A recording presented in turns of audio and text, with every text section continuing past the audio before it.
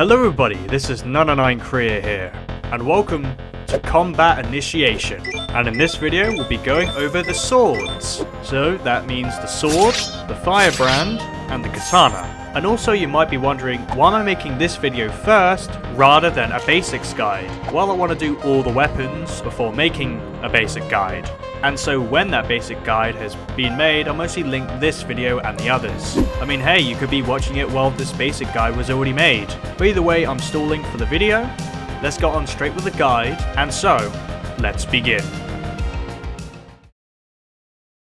Let's get straight to business. The sword is a primary weapon, which you can get at the start of the game, or buy it later on. The sword has a 3-hit combo. The first 2 swings do 105 damage. And the lunge, which is the third swing, does 155. You can also do an extra 66% if you dash towards an enemy while swinging. As a primary weapon, it can lifesteal to 3 HP every time you hit an enemy. If you de-equipped the sword, you can be able to use the shortcut melee, which the default is F. You'll be able to still swing your sword even if you have it de-equipped. This is where synergies come in, but we'll talk about that later. The amazing thing of swords is you can parry enemy projectiles by both normally swinging and using the shortcut melee. This will also create an explosion, which you can use to your benefit, and rack up loads of points. As well, you can parry your own projectiles, which I'll go over with the synergies. You can also parry yellow flashes, which you'll mostly see on bosses, but sometimes you can see them on common enemies. Our next thing with the sword is pogoing. All swords are be able to pogo, and I'll show you how you do it. First, go to first person, jump dash, and then look at the ground and swing your sword. You can probably do it in third person, but I keep finding it unreliable. But with the sword, you'll be able to pogo at least 6 times before hitting the ground. And also you can pogo on enemies. Now onto the synergies. I will not go through all of them, as I might go over them on the other weapons themselves, but the ones I'd like to highlight is the slingshot coin, which use a coin from the slingshot and be able to use the shortcut melee. The coin will home on the closest enemy. Another one to highlight is the super ball. Throw it to an enemy, it gets killed, and then you can use the sword to hit it right back to the next one, or even the same enemy if it lives. And the last one I'd like to go over is the time bomb. While placing it down, you can use your melee and have it roll towards enemies, and it will create a bigger explosion. But the only problem is to time it. Now that's mostly the sword. Now I'm going to have my own opinion on it. Let me say this, if your build doesn't have a sword, you'll be in a massive disadvantage. Although it's not required to play Combat Initiation, the sword is mostly just the number one thing to get. I always get it at the beginning of the game, that's if I'm playing for fun, as you can quickly dispatch lower class enemies, deflect projectiles, pogo, and do a lot more synergies than you think. Stage 1 is a cakewalk with the sword, as you can use the gunner's projectiles to kill all the enemies, and with the first stage boss, you can easily dispatch them really quickly. And then you can get one of its upgrades later down the line. All I can say is, when you have a build, you should always have a sword on hand. Onto the next weapon. The Katana. The Katana is one of the upgrades of the sword, and it will cost 150 ticks if you want to buy it. Mostly, everything is the same. 105 damage for the 2 swings, and then 155 for the lunge. Can pogo up to 6 times, has the shortcut melee, and the synergies are mostly the same.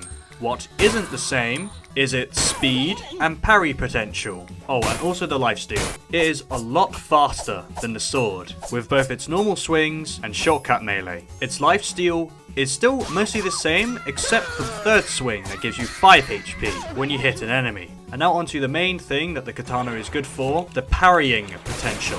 Every time you hit a projectile, your sword resets, and you can click again to do another parry. And it repeats every time you do a parrying move. So I hope you're good at clicking when you get the Katana, as you can get rid of commandos pretty quickly and anything else that fires at a rapid rate. For example, the player's ninja stars, if you have it of course. Now on to my own opinion. Yeah, this is short. If you are new and want to have more potential on your sword, get the Katana, as it makes parrying a lot easier, and also get your HP back when you're in a pinch. Although it's not my favourite out of the 3, it's still a really good option for new players and old. And so, if you want to show some shameful display, pick the Katana. And now onto the last weapon of this video. Turning up the heat, the Firebrand.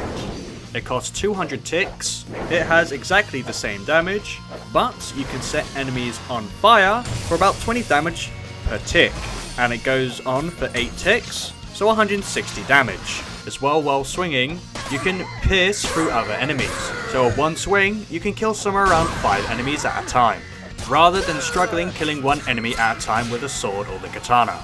But as you can see, it's pretty slow and sluggish. This is the downside of the Firebrand. Same thing with the shortcut melee. As you can see, there's a massive delay, but that could be a positive depending on what you're going for.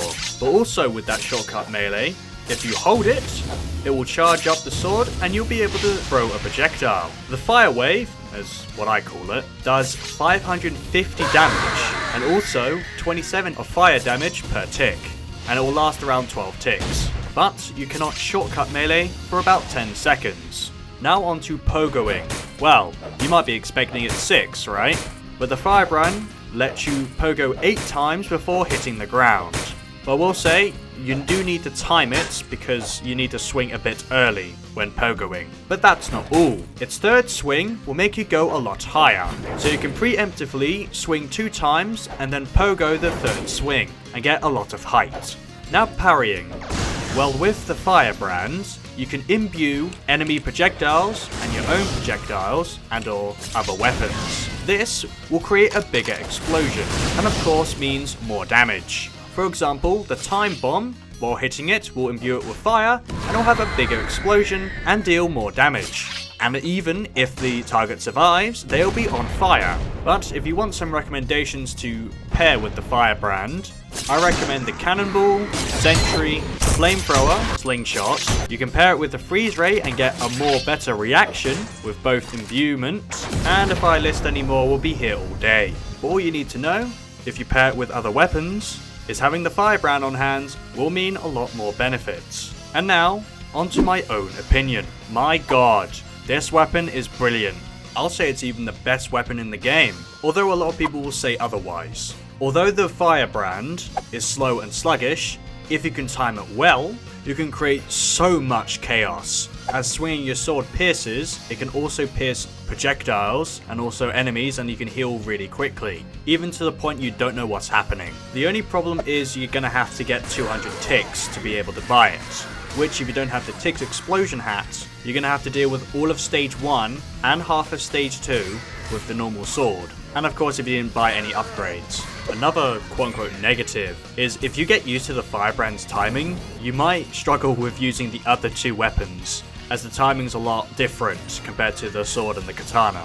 But it can be a benefit, for example the Cannonball, as you can just use the Firebrand and the Cannonball, time the shortcut melee and then defeat all the enemies in front of you. I even do this at the beginning of stage 4, and it's better than just pressing the 2 buttons at the exact same time. But the Firebrand is a great weapon, lots of opportunities for comboing with other weapons, especially not beginner friendly, and you need to get used to it to master it. But if you crave some chaos and destruction, the Firebrand is perfect for you.